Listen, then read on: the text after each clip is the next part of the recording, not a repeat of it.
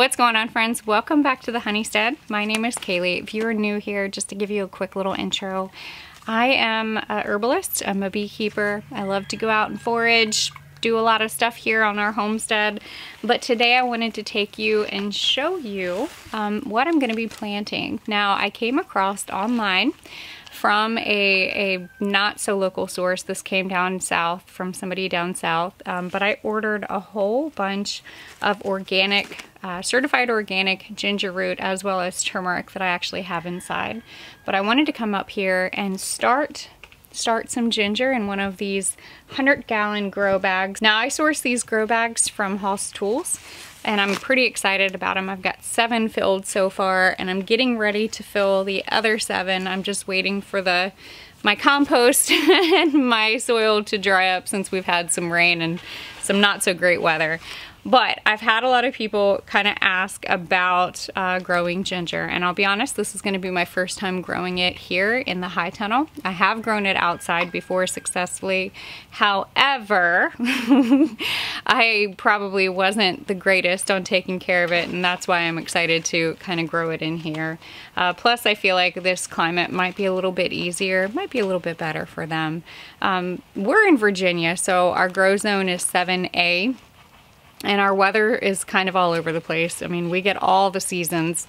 So I'm hoping to turn this space into a fairly successful area for growing ginger and turmeric and some other fun plants that I'm going to be taking you guys along with me. But I wanted to share, ginger is actually fairly easy to grow. My grandmother down in North Carolina, she's amazing growing all the things, but she's given me a lot of pointers, and one of her most convenient way of growing ginger is actually in containers. So that's where I was like, I'm gonna do this. We're gonna put them in here. Now, you can get ginger from the grocery store, and yes, you can plant the ginger from the grocery store. However, I would recommend that you get organic ginger. And then what I would do is probably go ahead and soak it for 24 hours. There are some people who will say that they will spray the ginger with like a growth hormone, a growth preventative to actually keep it from sprouting. These were not sprayed, so that's why I didn't end up soaking them, and honestly, I think we're gonna be okay up here. But yesterday morning, I did go ahead and break off the pieces that I want. It came in like a few really big chunks, but I went ahead and just broke it off, and I let it dry on some cardboard for a little over 24 hours. I don't know if you can see. So see how nice and dry that is? I didn't want to put them right into the soil just cut, and I'm sure people have, and I'm sure that it'll probably still work, but I wanted to make sure that these had the best chance as possible. Now, I wanted to show you this root right here. See that? Right? See that little beautiful little nub? That is going to eventually grow a very large stalk and some beautiful leaves. And ginger is one of my favorite, I say that about a lot of them, but ginger is probably one of my favorite medicinal herbs that we use mainly in our kitchen as well as in many of our blends. Now, I will cut ginger up and I will stir fry it with multiple different dishes.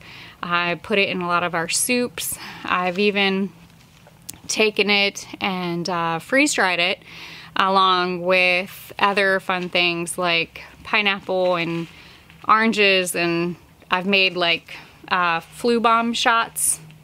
Did that have pineapple in it? I don't know if that one had pineapple in it, but I freeze-dried a whole bunch of ginger to make a flu bomb. So if I feel like I'm coming down with something, oh, it had ginger and turmeric in it, and oranges and pepper. I'll put that video below if you're interested in that. But ginger is definitely one of my favorites that we like to cook with. I love to add in tea blends. I mean, if I can incorporate it in our food, I'm going to. So what I'm gonna do, this is gonna be very simple. I'm gonna designate probably 2, maybe I'll start with 1 bed, and we're gonna kind of assess and see.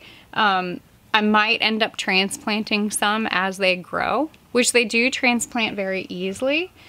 So I might just start with 1 bed just for right now, and I will show you what we're gonna do.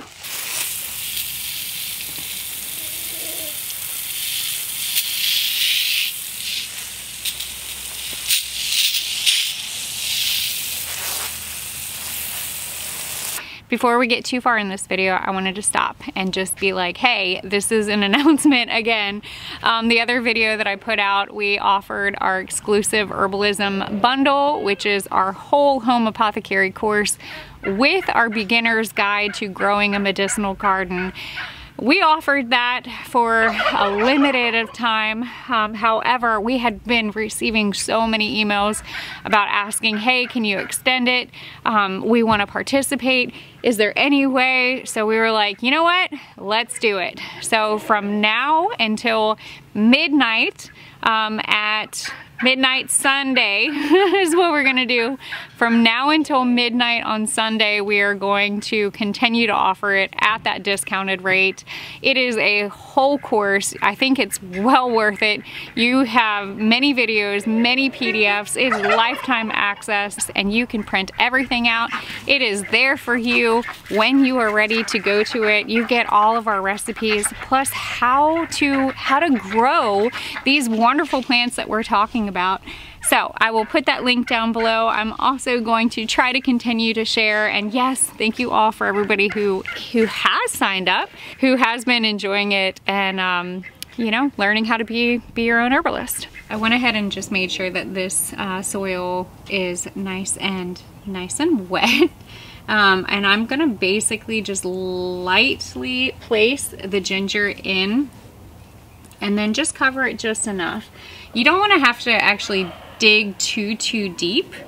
So that's why I'm being kind of very superficial with this. Now ginger, it might take a little bit to grow. Our weather is still kind of all over the place, but I have an idea because typically this room, the high tunnel tends to stay a couple of degrees. I think we've averaged around 15 degrees warmer in here than what it can be outside.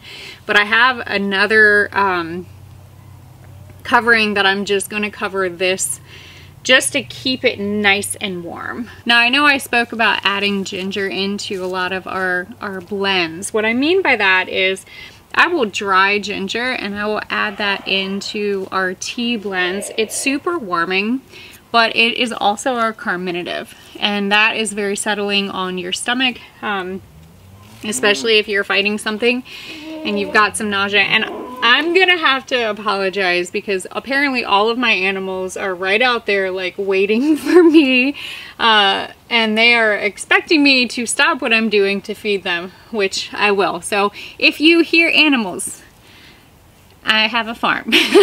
So yeah, it's just normal. So basically I'm just placing this in here. Like I said, I probably will transplant some of these out and then space them throughout this space as I finish filling these bags. But I'm also going to be probably taking some to market. We'll see how much ginger we can produce. Ginger is one of the most expensive things that I do buy from the grocery store on a regular basis, which is why I'm 100% growing as much as I am, because I don't want to have to, I really want to get my grocery bill down.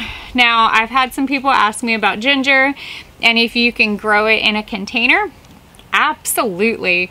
My Thai grandmother, she grows her ginger in big containers, and then also she grows it in kiddie pools, swimming pools. She produces a lot for her community with what she has, and I'm super excited to continue adding more ginger to our garden and to this space. And I will definitely take you guys along the process and show you what happens with the growth. But I think I've got a good bit all spread out. Now the parts utilized for ginger is the root, or also known as the rhizome. And some of the key actions that ginger has to offer is that it is a antispasmodic, it's a carminative, it's a diaphoretic, it's a stimulant, it's a rubefacient, as well as an emmenagogue. One of the reasons why I really love ginger, mainly if I'm experiencing nausea or vomiting, it can really help kind of settle that. But it's also great for combating inflammation, easing muscle pain, soreness, especially applied externally on areas of your skin. It's going to enhance that circulation. That's basically what rubefacient means. But you can also use it for respiratory support, especially if you're experiencing a cold or cough. I also love ginger because it is great for helping boost your immune system. So that was roughly 2 pounds of ginger that I put into this 100-gallon grow bag. Now I know that this is going to be crowded. Like I said, as soon as it starts to sprout, I'll probably go ahead and transplant some. I'm also going to be giving a lot away. But I did read that 1 pound of ginger can produce up to 15 pounds. So if that is correct, I will get about 30 pounds of ginger. Now it's going to take 8 to 10 months for this to for me to be able to harvest it. But I have also read that many people will kind of come out and harvest as they need as well.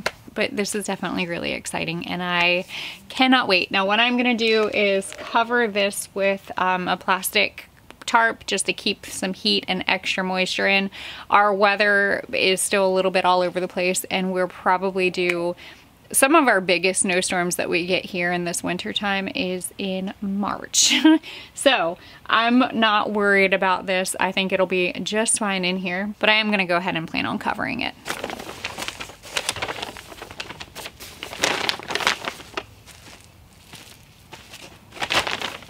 Now I'll keep you guys posted when it comes to growing the ginger, but my farm has come alive and everybody is hungry, so I gotta stop what I'm doing to go ahead and take care of them. But thank you guys for watching, and as always, don't be afraid to get your hands dirty and learn something old. Bye guys.